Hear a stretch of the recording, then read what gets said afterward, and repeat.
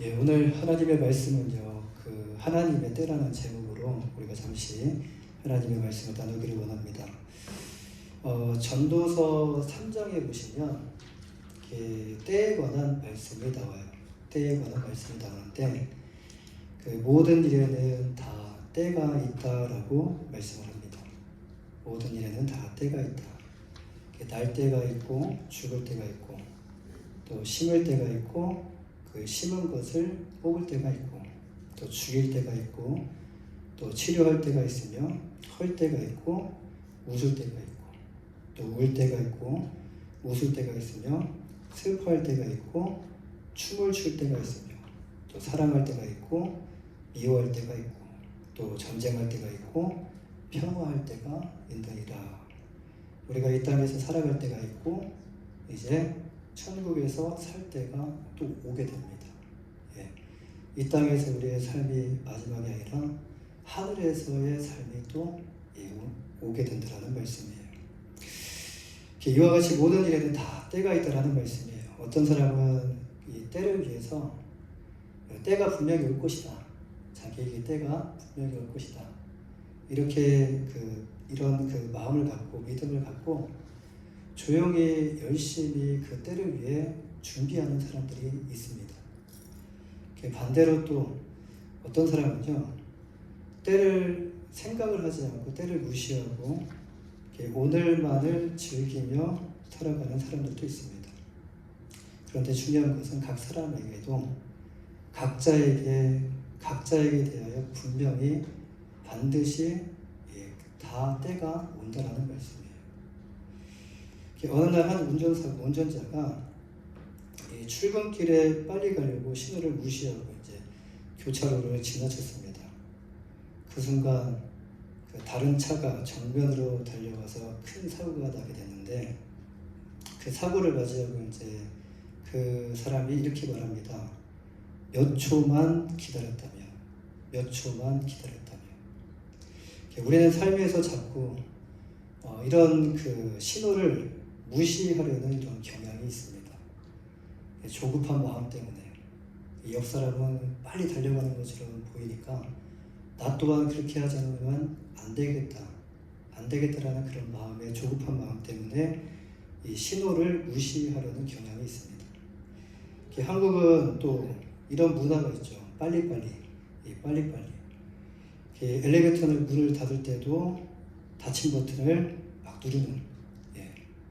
그리고 음식을 주문하고 미국에서는 그런지 잘 모르겠습니다. 그런데 한국에서는 음식을 주문하고 5분 안에 음식이 안 나오면 막 불안해한다는 거예요.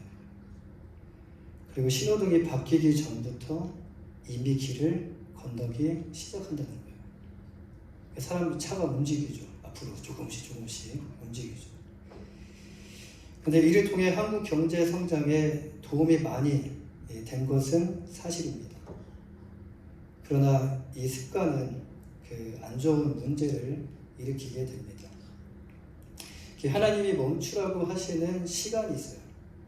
하나님이 멈추라는 시간에 뛰어들고 그리고 하나님께서 잠시 기다리라고 하시는 그 시간에 조급하게 움직이게 되면 반드시 그 안에 또 문제가 발생한다는 말씀이에요. 신호등은 왜 만든 것일까요? 신호등. 우리의 안전을 위함이죠. 마찬가지로 하나님의 신호등도 우리 안에 하나님의 신호등이 있는데 그 하나님의 신호등도 우리를 안전하게 보호하시고 또 가장 좋은 때가 언제인지를 알려주기 위함입니다. 여기서 하나님의 신호등은요, 곧 하나님의 때를 의미합니다. 나를 향한 하나님의 분명한 때가 있다라는 거예요. 그러니까 이 사람과 나하고 때가 같은 것이 아니라 나에 대한 하나님의 때는 또 다른 그 때가 있다라는 거예요. 우리가 하나님의 때를 알고 하나님의 시간표에 따라 삶을 살아갈 때 하나님은 우리에게 사망의 음침한 골짜기가 아니라 축복의 땅, 하나님께서 이스라엘 백성들을 가나안 땅으로 인도하셨던 것처럼 안전하게 그 광야 가운데서도 안전하게 가나안 땅으로 인도했던 것 같이 우리를 축복의 땅으로 생명으로 인도하여 주십니다. 이 하나님의 때를 기다리고 그 하나님의 때에 맞춰 삶을 살아가면 여러분 그 볼 때에는 그 손해보는 것처럼 보여요. 근데 세상에 또 뒤처지는 것처럼 보이는 건 사실이에요. 그러나 보이는 것이 전부가 아님을 기억하셔야 돼요. 하나님은요 절대로 우리를 손해보게 하지 않으십니다. 하나님의 자녀, 내 자녀가 손해보는 것을 누가 보겠습니까? 내가 아버지고 내가 부모라면 내 자녀가 손해보는 것을 누가 보겠습니까?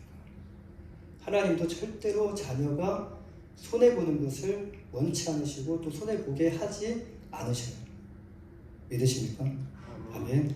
손해보는 것처럼 여겨졌던 모든 것들을 보상으로 하나님께서 채워주셔요. 모든 것을 한 번에 뒤집으시고 한 번에 역전시켜서 우리가 생각하는 그 이상으로 하나님께서 우리를 축복하여 주시고 가득 채워주십니다. 여러분 그 하나님을 신뢰하시길 바랍니다. 그 하나님을 믿고 따라가시길 바랍니다.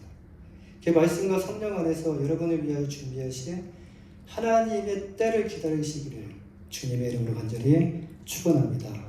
우리는 지난 시간까지 그 요한복음 6장을 함께 살펴보았습니다. 요한복음 6장에 보시면 예수님께서 행하신 큰 사건이 두 가지가 나와요. 하나는 큰 사건이 오병이어죠. 오병이어로 5,000명을 먹이시고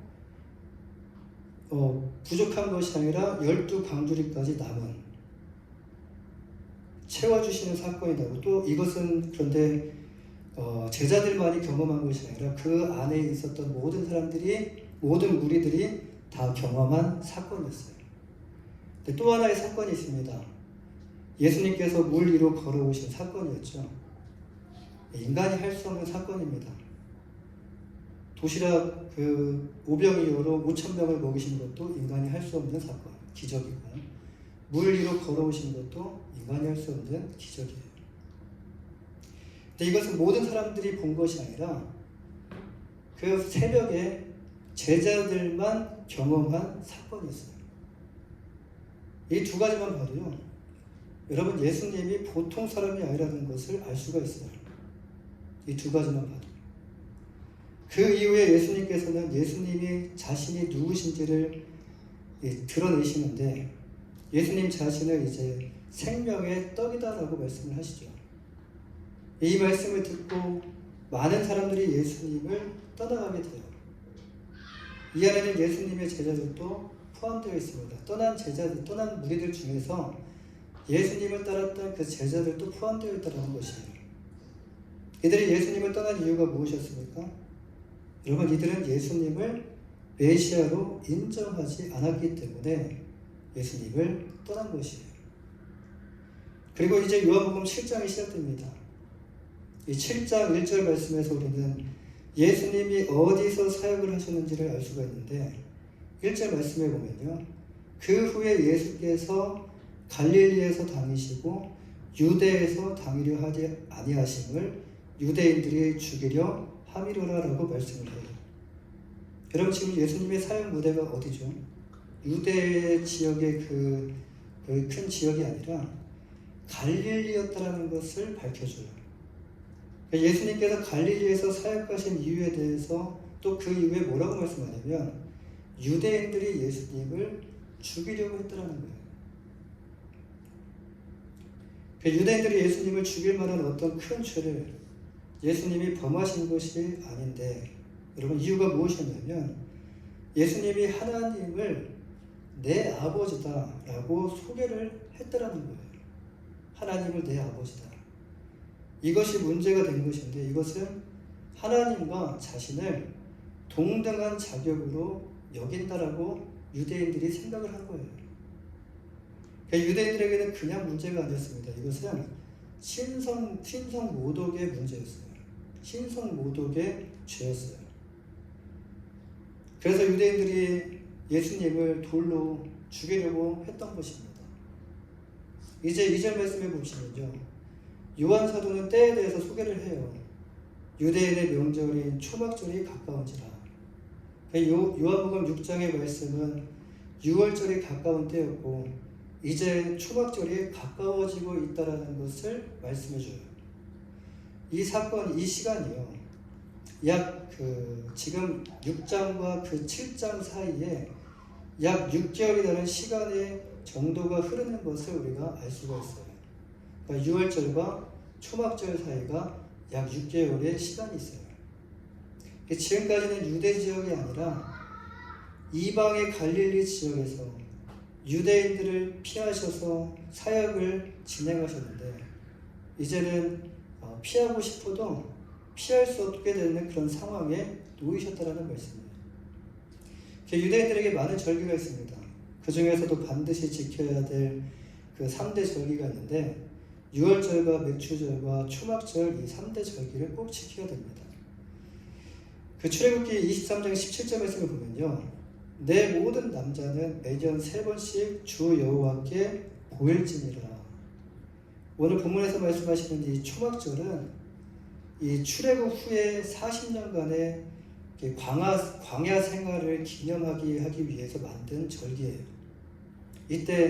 이때는요 집안에서 생활을 하지 않습니다. 이때는 초막을 짓고 7일 동안 지내면서 그 출애굽 이후에 광야에서 그 하나님께 주신 그 장막 생활을 생활을 통해서 은혜를 주신 그 하나님의 그 은혜를 체험을 하는데 이때 광야에서 그들에게 베풀어 주신 그 하나님의 사랑과 그 하나님의 은혜를 기억하며 감사하는 시간을 갖게 됩니다. 특별히 이 3대 절기에는 반드시 어디에 모여야 되냐면 예루살렘 성전에 모여서 지키도록 했다라는 거예요. 반드시 지켜야 하는 특별한 날이 바로 초막절이라는 말씀이에요. 이 3절과 4절 말씀에서 이제 예수님의 형제들이 이것을 알고 이제 초막절이 가까우는 것을 알고 이제 형제들이 이렇게 예수님을 자극을 해요. 그 형제들이 예수께 이르되 당신이 행하는 일을 제자들도 보게 여기를 떠나 유대로 가소서 스스로 나타나기를 구하면서 묻혀서 일하는 사람이 없나니 이 일을 행하려 하거든 자신을 세상에 나타내소서. 이들이 이렇게 나서서 예수님께 말한 이유가 무엇이었을까요?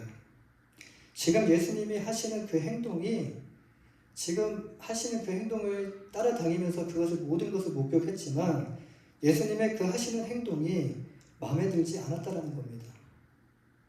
왜 변두리에 가서 일을 하시는가? 큰 도시에 놔두고 왜 사람이 없는 도시, 그것도 이방 땅에 가셔서 유대인도 아니고 왜 이방 땅에 가셔서 일을 하시는가 라는 생각을 하면서 마음에 들지 않았다라는 거예요. 근데 계속 마음속에 품고 있다가 이때다 싶어서 이제 말을 하는 겁니다. 요한복음 6장 7장 사이에는요 6개월이라는 시간적인 공백이 존재를 합니다. 그렇다면 6개월 동안 예수님께서는 아무것도 하지 않으셨을까? 사람들의 기대를 따라 예루살렘으로 뛰어들어서 기적을 더 보여주며 자신이 누구신지 나타내시면서 군중의 그 환호를 받으실 수도 있으셨어요. 그러나 예수님은 그렇게 하지 않으셨고요. 예수님은 어떻게 하셨냐면 하나님의 때를 기다리면서 이방으로 불리는 갈릴리 지역에서 머무셨어요. 그리고 그곳에서 아무것도 하지 않으시고 그냥 머무신 것이 아니라 예수님은 그곳에서도 많은 기적을 행하셨다는 말씀이에요. 이방의 갈릴리 지역뿐만 아니라 이런 북쪽에 위치한 그 갈릴리에서 북쪽에 위치한 그 두로와 시돈에서도 사역을 하셨고 그리고 대가볼리 지역이라는 곳에서도 사역을 하셨다는 거예요. 근데 지금 여기 이 지역은요 유대인들이 있는 지역이 아니라 이방 지역이에요. 이방 지역. 그곳에서 예수님은요 우리가 잘 아는 헬라인 수로보니게 여인을 만나요. 수로보니게 여인은요 한 가지 문제가 있었는데 그녀의 딸이 더러운 귀신에 들렸던 거예요. 이 여인은 문제를 가지고 예수님 앞에 나와서 자신의 딸을 고쳐달라고 간청을 합니다. 예수님은 그의 간청에 자녀의 떡을 취하여 개들에게 던짐이 마땅하지 않다라고 그녀를 무시합니다. 이 표현은 당시에 그 유대인과 이방인 사이의 그 사회적, 종교적 간극을 반영한 말인데요. 예수님의 목적은, 그렇다고 해서 예수님의 목적은 차별을 둔 것이 아니라 그녀가 가진 믿음을 드러내기 위하여 시험하신 거예요. 이 여인의 놀라운 고백을 하게 되는데 예수님께서 그녀의 딸을 고쳐주십니다. 또 그 외에도 이제 마가복음 7장에 또 보시면 7장 31절부터 보시면 대가볼리에서도 귀먹고 말 듣는 자를 고치시는 사역을 하셔요. 근데 그것 또한 유대인들이 있는 지역이 아니라 이방인들이 사는 지역이더라는 거예요. 그리고 마가복음 또 8장에 넘어가게 보면 예수님께서 칠병 이후로 4,000명을 먹이시는 이 기적을 베푸시게 돼요. 근데 이 사건이 요한복음 6장과 7장 사이에 일어난 사건들이라는 말씀이에요. 여러분, 이것을 누가 봤습니까? 요한복음 6장에서 예수님의 말씀을 듣고 다 떠났는데 그 중에 떠나지 않은 소수의 제자들이, 예수님에 따랐던 그 소수의 제자들이 이 기적을 또 목격하게 되었다는 말씀이에요. 그런데 이것이 어디에서 일어난 일입니까? 이것이 문제가 되는 거예요. 이것은 예루살렘 즉 종교, 권력과 정치, 인파와 관심이 집중된 유대의 중심 한복판에서 화려하게 펼쳐진 일이 아니에요. 그것도 유대인이 대상이 아니라 이방의 갈릴리에서 일어난 일들이었다는 말씀이에요. 예수님의 사역은 사람들에게 여러분 인정받기 위한 그런 행보가 아니었음을 우리가 알게 됩니다. 조용히 아버지 하나님의 그 때와 뜻을 기다리며 순종하는 걸음이었다는 말씀이에요. 여러분, 이만한 능력이 있다면 어디 가서 사역하는 게 맞겠습니까? 시골에서 사역하는 게 맞겠습니까? 아니면 대도시 화려한 곳에서 사역하는 것이 맞겠습니까? 그래도 사람 많은 곳에서 하는 것이 더 낫겠죠. 그러나 예수님의 사역은 그런 사역이 아니었다는 거예요. 이렇게 큰 기적을 많은 인파가 보인 유대가 아니라 갈릴리에서, 그것도 이방 지역에서 행하시는 예수님을 제자들은 어떻게 생각했겠습니까? 시골에서 사람도 없는, 근데 자기는 유대인인데 유대인들에게 하는 것이 아니라 이방인들에게 행하시는 그 예수님의 모습을 보고 어떤 마음이 들겠다는 거예요. 지금 예수님의 형제들이 예수님께서 행하신 그 행동들이 마음에 들지 않았던 것이에요.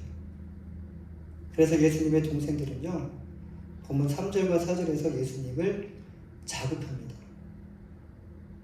초막절이 유대인의 3대 명절 중에 하나인 대명절이기 때문에 그때 예루살렘을 방문하는 그 인구가, 그 사람이 200만 명에서 300만 명이 그 예루살렘에 방문을 하게 됩니다.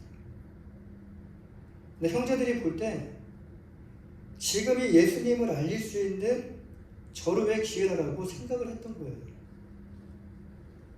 지금을 놓치면 안 돼요. 지금 이 기적을 여기서 행하시는 것이 아니라 그렇게 사람 많은 곳에서 가셔서 행하셔야 된다. 이거는 기회다. 그래서 예수님께 당신이 이런 일을 하려거든 세상에 자신을 드러내야 하지 않겠습니까? 숨어서 말하는 사람이 어디 있습니까? 예루살렘으로 올라가서 예수님 당신이 누구신지 기적을 보이시면서 모든 사람들에게 알려주십시오 라고 자극했던 거예요. 형제들의 이 말은 단순한 조언이나 예수님의 마음을, 조언이 아니라 예수님의 마음을 부추기면서 자극하려고 했던 말이에요.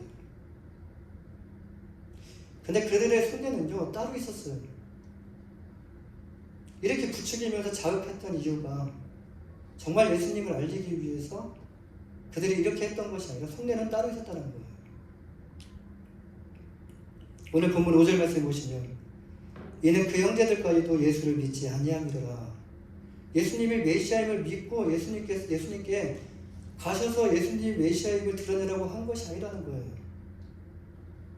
이들도 예수님을 안 믿었어요. 그냥 싫었던 거예요.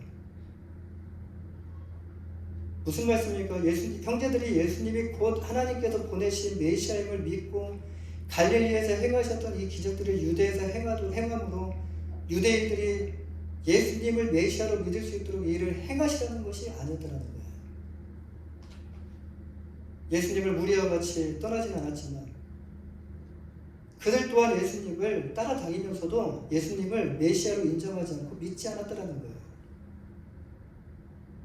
예수님의 동생들은 예수님께 인간적인 차원에서 명성을 떨치라고 권유하며 조언하는 척하면서 예수님을 자극을 했던 것뿐이지 예수님이 하나님의 아들이요 인류를 죄에서 구원하실 메시아라는 이 사실은 그들이 믿지 않았다는 것입니다.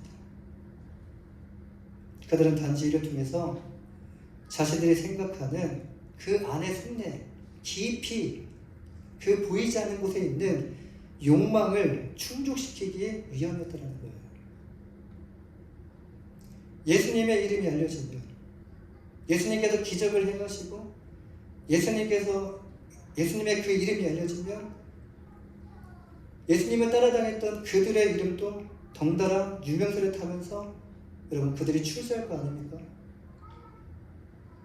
마가복음 10장에 보시면은 예수님의 제자들이 어떤 마음으로 예수님을 따라다니는지를 알 수가 있는데 마가복음 10장 37절 말씀에 보시면요 세베대의 아들 야고보와 요한이 예수님께 나와 부탁을 드려요. 어떤 부탁이었습니까? 우리 잘 아는 부탁이죠. 주의 영광 중에서 우리를 하나는 주의 우편에 하나는 좌편에 앉게 하여 주십시오 라고 예수님께 부탁을 하는 거예요. 예수님을 믿고 메시아로 믿고 예수님을 따라간 것이 아니라 그들 마음에는요 한 자리 차지하고자 하는 그 욕심이 가득했더라는 거예요. 어떻게 하면 높은 자리에 앉을까? 어떻게 하면 예수님과 더 가까이 있을까라는 생각으로 가득했다는 겁니다. 또한 누가복음 22장에 보시면 예수님께서 십자가를 지시기 전 마지막 만찬 자리에서도 제자들이 어떤 마음이었는지를 우리가 알 수가 있는데 제자들이 서로 다툽니다.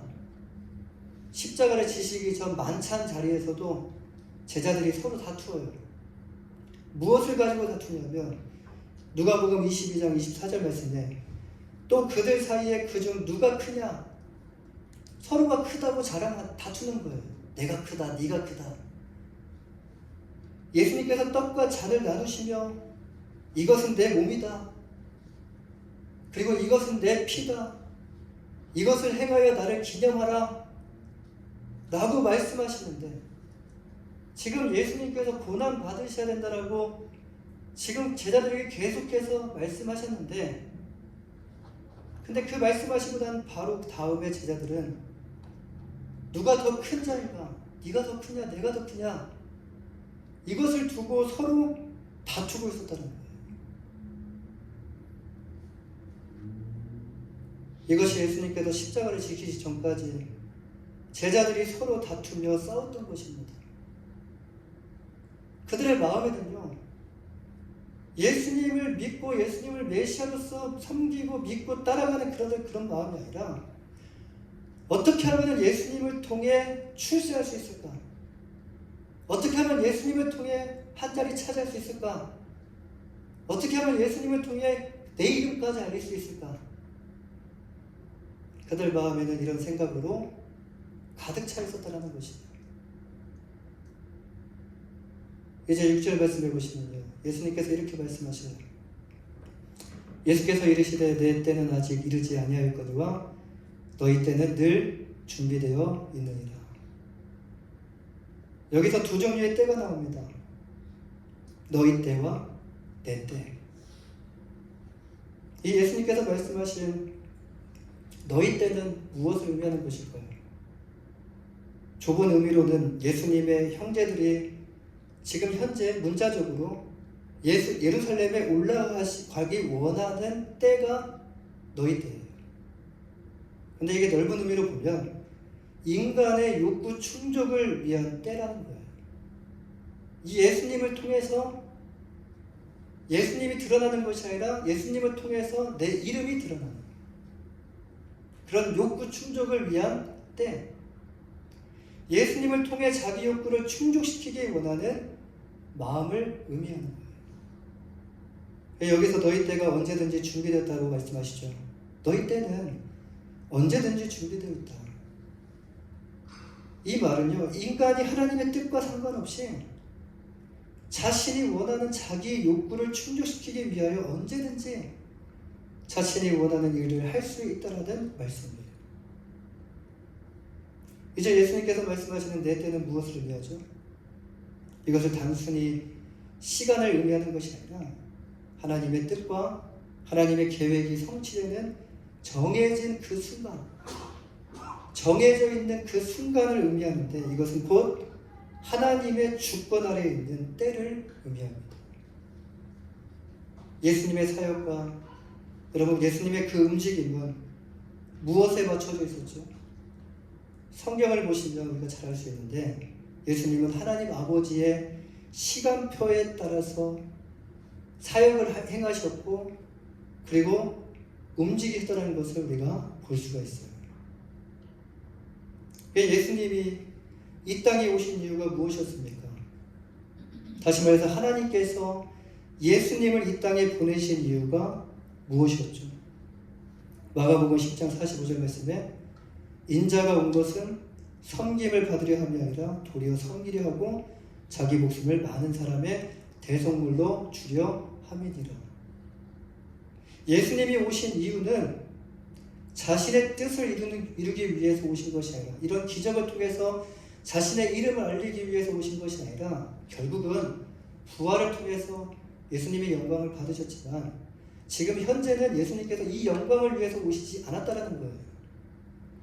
예수님이 오신 이유는 자신의 뜻이 아니라 하나님의 뜻을 이루기 위하여 오셨다라는 말씀이에요. 우리는 어떤 삶을 살아갑니까? 여러분, 우리는 그리스도인이라고 말하지만 하나님의 뜻이 아닌 우리의 뜻을 펼치고 하나님의 때가 아닌 우리 자신의 때를 위하여 우리의 이름 석자를 남기기 위해서 열심히 노력하며 우리가 삶을 살아가고 있지 않습니까? 하나님의 은혜라고 우리가 말은 하지만 정말 그것이 우리의 마음에서 우러나오는 고백이에요. 하나님의 영광을 위해서 우리가 말은 하지만 정말 그것이 하나님의 영광을 위한 우리의 마음에서 우러나오는 표현입니다. 그런데 예수님은요, 우리가 가진 뜻과는 완전히 달랐어요. 그리고 우리가 살아가는 때, 그 때하고는 완전히 달랐어요. 하나님의 때, 하나님의 뜻이 예수님의 목적이었어요. 하나님의 뜻은 인류 구원인데, 하나님께서는 어떻게 인류를 구원하시기를 원하셨습니까? 수치의 십자가, 그 당시에 저주의 십자가, 그 십자가로 인류 구원을 계획하고 계셨더라는 거예요. 그걸 누가 지고 싶은 사람이 과연 누가 있겠냐는 거예요. 그 수치의 십자가, 그 저주의 십자가. 십자가에 잘려 죽으심으로 인류 구원을 이루시는 것이 예수님을 향한 하나님의 뜻이었다라는 말씀이에요. 이것을 하신 예수님께서 예루살렘에 올라가라고 지금 자극하는 형제들에게 뭐라고 고백하십니까? 내 때는 아직 이르지 않았다라고 말씀하시는 거예요. 예수님은 내 때는 아직 이르지 않았다라고 말씀하시면서 사람들의 시선이다, 사람들의 인기로 움직이지 않으셨어요. 분명히 거기 가시면 사람들이 인정을 해요. 분명히 거기 가시면 사람들이 인기를 얻을 수가 있어요. 예수님의 그 떨어졌던 그 명성을 다시 올릴 수가 있어요. 기적 하나면. 그런데 그걸로 예수님께서는 움직이지 않으셨다는 거예요. 예수님이 이 땅에 오신 이유는요, 왕으로 대접을 받고 높아지기 위해서가 아니라 종처럼 섬기시고 십자가에 달려 죽으시기 위해 오셨기 때문이에요. 예수님은 하나님의 때에 맞춰서 사역하셨고 하나님의 때에 맞춰서 움직이셨습니다. 예수님은 인류 구원을 위한 하나님의 구속 계획의 그 때를 따라서 일하실 뿐이지, 예수님의 그 형제들과 같이 인간의 욕망을 충족시켜 주시기 위해서 일하시는 분이 결코 아니라는 말씀입니다. 그렇다면 이제 우리에게 이 말씀을 우리가 적용해 보기를 원하는데요, 우리는 이 땅에 태어난 이유가 무엇인지 우리가 다시 생각해 보셔야 됩니다. 목적 없이 이 땅에 태어난 사람은 단 한 사람도 없습니다. 목적을 모를 뿐이지, 발견하지 못했을 뿐이지, 목적이 없이 태어난 사람은 없다라는 거예요. 우리 그리스도인들은 모두 하나님의 목적을 가지고 있습니다. 할렐루야. 하나님의 목적을 가지고 있어요. 하나님이 우리를 향한 계획과 하나님의 뜻이 있다라는 말씀이에요. 하나님의 말씀 안에 우리를 향한 하나님의 목적이 담겨져 있습니다. 우리의 관심을 다른 곳에 두고 우리가 바쁘게 살아가고 있기 때문에 우리를 향한 하나님의 목적을 발견하지 못하는 것뿐이에요. 그뿐 아니라 우리를 향한 하나님의 때가 분명히 있습니다. 예수님께서 기다리셨던 것과 같이 우리 또한 하나님의 때를 위해 기다려야 된다는 말씀이에요.